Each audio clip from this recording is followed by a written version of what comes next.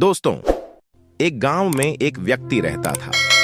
व्यक्ति अपने दुखों से बहुत परेशान था। वह अपने दुखों से बाहर आने का बहुत प्रयास करता, किंतु वह सफल नहीं हुआ। फिर एक दिन उसके एक मित्र ने उसे बताया कि तुम्हें अपनी समस्याओं के समाधान के लिए महात्मा बुद्ध के पास जाना चाहिए। वह तुम्हारी सभी समस्याओं का हल कर देंगे। बस फिर क्या था, व्यक्ति महात्मा बुद्ध से मिलने के लिए चल पड़ा।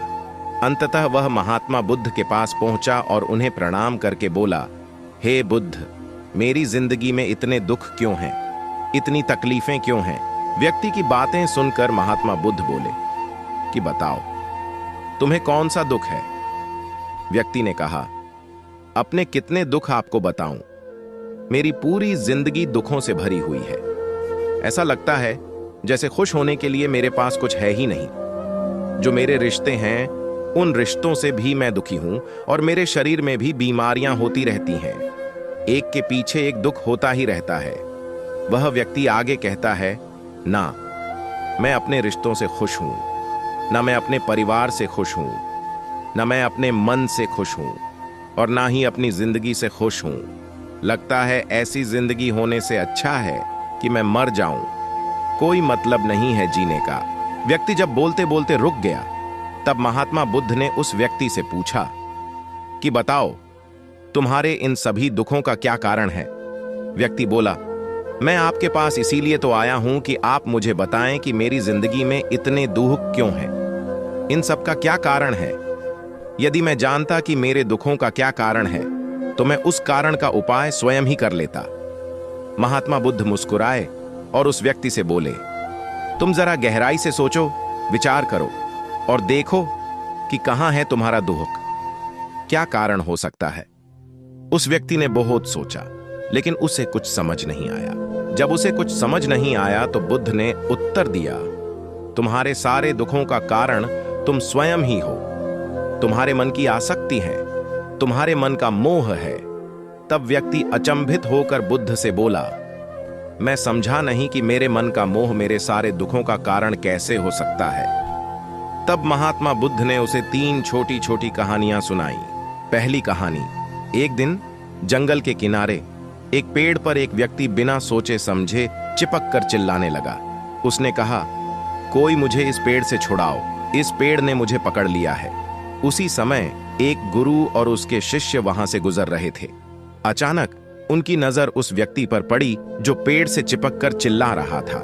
लेकिन गुरु ने व्यक्ति को इस हालत में देखकर भी कोई प्रतिक्रिया नहीं की। गुरु की ऐसी प्रतिक्रिया देखकर शिष्य से रहा नहीं गया। इसीलिए शिष्य ने गुरु से पूछा कि क्या हमें इस व्यक्ति की मदद करनी चाहिए जो इस पेड़ से चिपक गया है। तब गुरु ने मुस्कुराते हुए उत्तर दिया, इसकी मदद कोई नहीं कर सकता। शिष्य हैरान होकर पूछा, ऐसा क्यों गुरुदेव।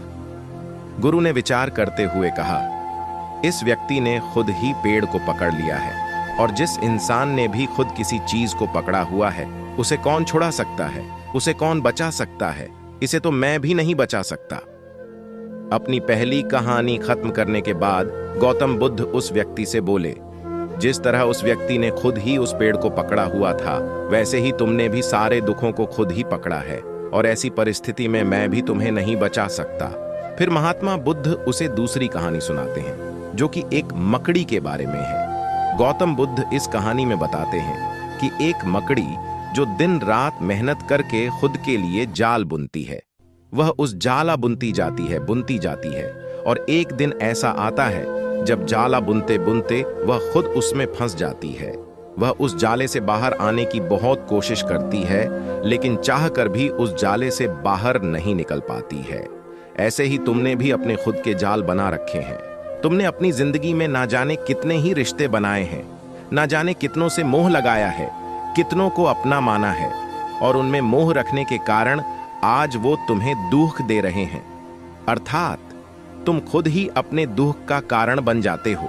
फिर महात्मा बुद्ध ने उस व्यक्ति को तीसरी कहानी सुनाई। एक पात्र में भरे हुए शहद में एक उड़ती हुई मक्खी गिर जाती है। जब वह मक्खी उस पात्र में गिरती है तो मीठे मीठे शहद के रस में उसे बहुत आनंद आता है। मीठे शहद का आनंद लेते लेते वह बहुत प्रसन्न होती रहती है। उसे लगता है कि अगर वह चाहे तो थोड़ा सा शहद का रस लेकर वहां से उड़ भी सकती है, लेकिन वह उड़ ढहती नहीं है और थोड़ी देर बाद ही वह उस रस में इतना डूब जाती है, इतना खो जाती है कि वो वहां से उड़ना ही नहीं चाहती और उस रस को लेते लेते उसके पंख उसी शहद में फंस जाते हैं। फिर जब तक उसका पेट भरता है वह पूरी तरह से उस शहद में फंस जाती है। वह वहां से निकलने की बहुत कोशिश करती है, आगे जाती है, पीछे जाती है, दाएं जाती है, बाएं जाती है, अर्थात वह उसी शहद में फंसी रह जाती है। ऐसे ही तुमने भी अपनी जिंदगी में जिन रिश्तों में आनंद लिया, सुख लिया, शुरू में तो तुम्हें बहुत आनंद आया, लेकिन आज वही रिश्ते तुम्हें दुख दे रहे हैं। ऐसे ही जब कोई व्यक्ति स्वास्थ्य की परवाह ना करते हुए स्वादिष्ट रसों के पीछे पड़कर कुछ भी खाने लगता है तो आगे चलकर उसका शरीर खराब हो जाता है, उसके शरीर में रोग आ जाता है। ऐसे ही जब मन संसार से बहुत सारी आशाएं कर लेता है, तृष्णाएं कर लेता है, तो उसके मन में धन का लोभ आ जाता है। फिर चाहे कितना भी धन मिलता रहे उसकी तृप्ति कभी भी नहीं होती। फिर एक दिन ऐसा आता है कि व्यक्ति के जीवन में दुख का जन्म होता है और फिर व्यक्ति अपने दुख से परेशान होकर तड़पता है। इसके बाद वह महात्मा बुद्ध से एक और प्रश्न पूछता है। वह बुद्ध से कहता है कि हे बुद्ध, अब मैंने अपने दुखों को समझ लिया है, कृपया कर मुझे अब कोई उपाय बताएं जिससे कि मैं इन दुखों से बाहर आ सकूं। महात्मा बुद्ध बोले कि अगर तुम अपने सभी दुखों से बाहर निकलना चाहते हो तो अपने मन को मोह और वासना से ऊपर उठाकर प्रेम और संतोष से भर दो, क्योंकि जिसके हृदय में प्रेम और संतोष का दिया जल गया उसके मन में मोह और वासना से जन्मे दुख का सारा अंधकार ही दूर हो जाता है। हालांकि यह बात कहने में बहुत ही आसान हो सकती है, लेकिन इसे करना बहुत मुश्किल हो सकता है।